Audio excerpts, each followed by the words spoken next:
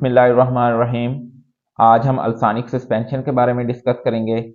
अल्सानिक suspension किस किस condition में इस्तेमाल हो सकता है, इसकी डोज क्या है और इसके साइड इफ़ेक्ट क्या हो सकते हैं।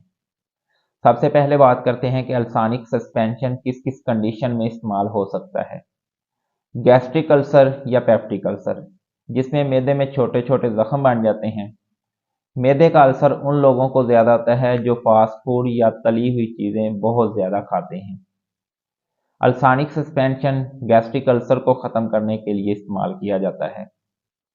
एसिड रिफ्लक्स या गैस्ट्रोइसोफेजियल रिफ्लक्स डिजीज़, जिसे गर्ड भी कहते हैं, मैदे से एसिड इसोफिगस यानी ग़िज़ा की नाली की तरफ चला जाता है, जिससे सीने में जलन होती है या दर्द होती है।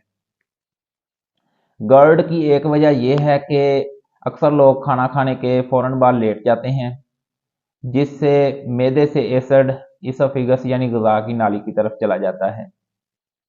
अल्सानिक सस्पेंशन एसिड रिफ्लक्स या गर्ड को ख़त्म करने के लिए इस्तेमाल किया जाता है।